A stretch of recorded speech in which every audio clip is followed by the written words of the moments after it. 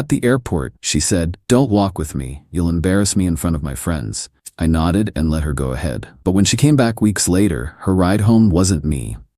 My girlfriend Rosie and I operate on different frequencies. My world is tangible and real. Hers is filtered and exists for an audience on a screen. For the first year and a half, this was a charming difference. But 6 months ago, she quit her stable marketing job to become a full-time influencer. We made a deal. I'd cover the major bills for a 6-month trial period to give her a runway to build her brand. She would use her savings for her business expenses. It was a short-term, calculated risk. I was investing in her, not signing a blank check for life. Almost immediately, her business expenses started looking a lot like shopping sprees, and my patience was wearing thin. The whole arrangement felt less like a partnership and more like I was the silent producer of her one-woman show. The cracks were showing. Little comments about how my life wasn't very aspirational. The way she'd talk to me like an assistant. This 3-week content creation trip to Europe was supposed to be her last big push before the 6 months were up, and she had to start contributing again. The airport incident wasn't the first red flag, but it was absolutely the last. I drove her to the airport and helped her with her 3 oversized, ridiculously heavy suitcases. As we approached the check-in counter, she saw her friends, Lauren and Ashley. They were dressed like they were about to walk a runway, not sit on a 10-hour flight. They looked over at me in my comfortable jeans and hoodie, and I saw them exchange a look of faint disgust. Rosie stopped dead in her tracks. She turned to me, not with a loving goodbye, but with a look of sheer panic. "Okay, you can stop here," she said, her voice a harsh whisper. I was confused. "What do you mean? I'll walk you to security." She let out an exasperated sigh, as if I had just suggested we churn our own butter in the middle of the terminal. She glanced over at her friends who were pretending not to watch, and then looked back at me. "Don't walk with me," she said, her voice low and sharp. "You'll embarrass me in front of my friends." And there it was, the final confirmation. I wasn't a person to be loved and missed. I was a potential embarrassment to be managed, a stain on her carefully crafted image. I looked past her and saw Lauren and Ashley smirking. They had heard. In that moment, our entire relationship replayed in my head, but this time with perfect clarity. Every dismissive comment, every time I felt like an accessory instead of a partner.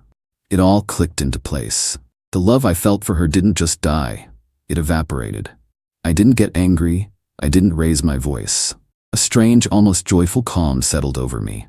I looked at her perfectly made-up face, and I just nodded. "You're right," I said, my voice even and polite. "I wouldn't want to do that." I let go of her luggage cart. "Have a great trip," I said. Then I turned around and walked away without looking back. She stood there, stunned into silence. She was expecting a fight, an argument, some drama she could later recount to her friends. She didn't get it. All she got was my back, walking away, getting smaller and smaller. As I walked out of the airport, I pulled out my phone. She was going to be gone for 3 weeks. That was more than enough time. She was about to get the rebranding of a lifetime. And her ride home definitely wasn't going to be me. Update 1. The drive home from the airport was the most productive hour of my life. The petty, emotional part of me wanted to just go home and throw all her stuff on the lawn. But the part of me that values structure and process knew that this needed to be handled with precision. This wasn't a demolition. It was a careful, deliberate disassembly. My first stop was the dealership where I'd bought the luxury SUV she drove. It was a beautiful car, and she loved being seen in it. It was also a car that was entirely in my name. I walked in, found the sales manager I'd worked with before, and told him I wanted to sell it back. He was a bit surprised, but he knew a good deal when he saw one. By the end of the afternoon, the paperwork was signed, the car was theirs, and a very large check was in my pocket. Step 1, complete. When I got home, the house felt strange. It was filled with her presence. Her clothes were in the closet, her products were all over the bathroom, and her filming studio had taken over the entire spare bedroom. It was a monument to a person who no longer existed in my life. It was time for a renovation. I didn't just want to pack her things. I wanted to erase her. I called a high-end junk removal and deep cleaning service. I explained the situation. I told them I wanted every single item that wasn't mine removed from the house. I wanted the closets emptied, the bathroom cleared, and the spare bedroom gutted. I also wanted a deep clean of the entire house, from top to bottom. I wanted the place to feel new again. They quoted me a price, and I told them I'd pay double if they could have it all done by the end of the next day. While they worked their magic, I focused on the digital side of our lives. I logged into our shared streaming accounts and changed all the passwords. I went through my bank accounts and credit cards, removing her as an authorized user on everything. I also found the login for the website she used for her influencer business. I didn't delete it. That would be too simple. Instead, I went into the back end and changed the contact email and recovery phone number to my own. I was now the silent and sole administrator of her brand. By the next evening, the house was transformed. It was empty, clean, and quiet. The junk removal service had been ruthlessly efficient. Every trace of her was gone. The spare bedroom, once a chaotic mess of ring lights and fast fashion, was now just an empty room, full of potential. But an empty house isn't a home. So I went shopping. I bought a new, comfortable couch that you could actually fall asleep on. I brought out the solid oak coffee table I'd built myself a few years ago and had kept in storage because it didn't fit her aesthetic. I bought a new TV, a bigger one, and a proper sound system. I turned the spare bedroom into a home gym and a workshop for my smaller design projects. My life is built on making real, solid things, and I was finally reclaiming my space to do just that. Over the next 2 weeks, I systematically rebuilt my life. I reconnected with friends I hadn't seen in months because Rosie found them boring. I went hiking. I went to baseball games. I did all the things I had stopped doing because they weren't Instagrammable. I received a few texts from her during this time. Short, breezy messages with pictures of her in front of the Eiffel Tower or eating pasta in Rome. She never asked how I was. She just sent updates on her own glamorous life. I never replied. The final piece of my plan fell into place a few days before she was due to return. I took the check from the car sale and used a portion of it to book a trip for myself. A 2-week motorcycle tour through the national parks out west. A trip I had always wanted to take but had put off because Rosie hated camping.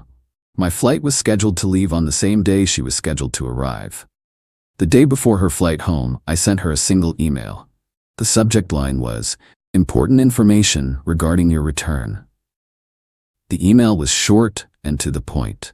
"Rosie, as per your request at the airport, I have ceased to be a part of your life. To that end, I have made the following arrangements. 1. Your belongings have been professionally packed and moved to a secure storage facility. The address is 123 Storage Way, Unit 42. The access code is 1234. The first month is prepaid. 2. The car you were driving has been sold. It was my property. 3. The locks on the house have been changed. You are no longer a resident. I trust this provides you with the freedom you desire. I will be out of the country for the next few weeks and will not be reachable. I wish you the best in your future endeavors. Tom." I hit send, turned off my phone, and finished packing my motorcycle gear. She wanted to be the star of her own show. I had just given her a brand new stage. A completely empty one. Update 2. I was somewhere in the middle of Zion National Park enjoying the profound silence of the desert when I finally turned my phone back on. It had been 5 days since I'd left. The digital onslaught was even more spectacular than I had imagined. It was a beautiful symphony of panic and rage. I had hundreds of notifications, missed calls from Rosie, her friends, and her parents. Voicemails that I could see from the transcriptions were just strings of incoherent screaming. And emails. So many emails. My best friend, Dave, had been my man on the ground, and he gave me the play-by-play. Rosie's flight had landed, and she had apparently waited at the arrivals curb for over an hour, expecting me to be there. When I didn't show up, she had a full-blown tantrum right there on the sidewalk. She finally had to take a ridiculously expensive cab all the way back to my house. The cab driver, according to Dave, who heard it from a neighbor, had to help her with her 3 massive suitcases. She paid him, and he drove off just as she was trying her key in the lock. The moment of realization when the key didn't work was, by all accounts, a sight to behold.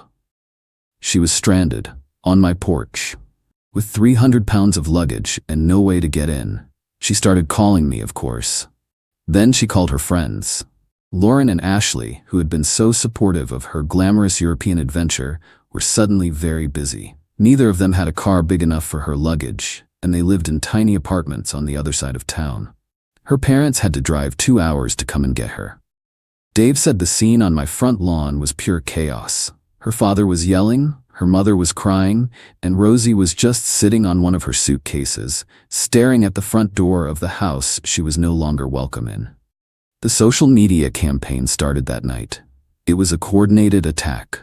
Rosie, Lauren, and Ashley all posted long, tearful stories about the dark side of relationships and how I had abandoned Rosie, leaving her homeless and stranded. They were trying to paint me as a monster, but I had already inoculated our mutual friends against their nonsense. Before I left, I had sent a short, private message to a few key people. I told them that Rosie and I had broken up and that she had said some things that made it clear we wanted very different lives. I asked them to just reserve judgment until they had all the facts. So when the smear campaign started, it didn't land. People were skeptical. The story of what she had said to me at the airport had already started to leak out.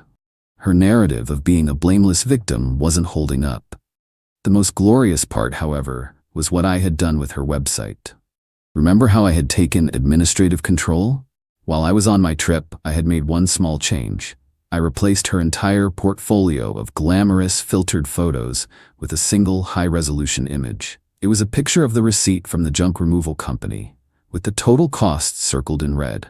Underneath it, I added a single line of text: brand undergoing a strategic realignment. Please check back soon for updates. I heard from Dave that one of her few remaining followers saw it and sent her a screenshot. Her entire online persona, her business, had been reduced to a receipt for throwing her stuff away. She had a complete meltdown and took the entire site offline. The legal threats came a week later.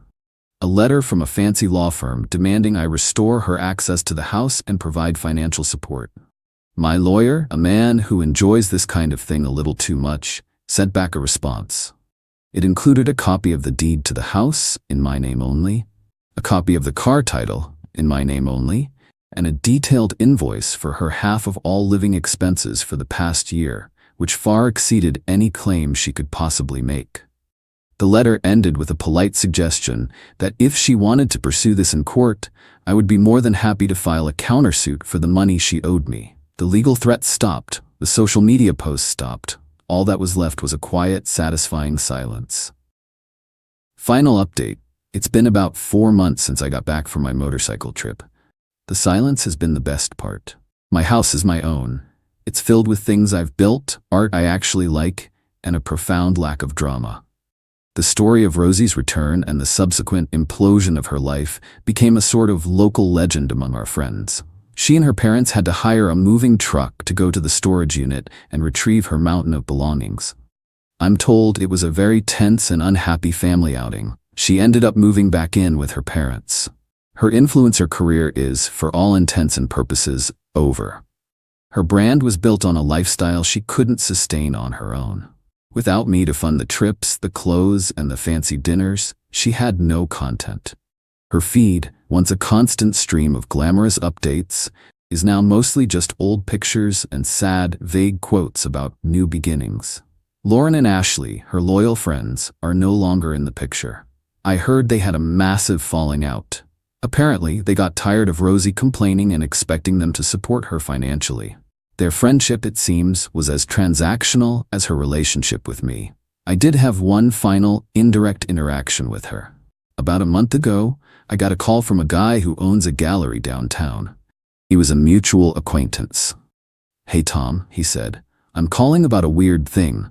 Rosie was in here yesterday. She was trying to sell me some of the furniture that used to be in your house, said she was an interior designer now." I just laughed. "And did you buy any of it?" "Are you kidding me?" he said.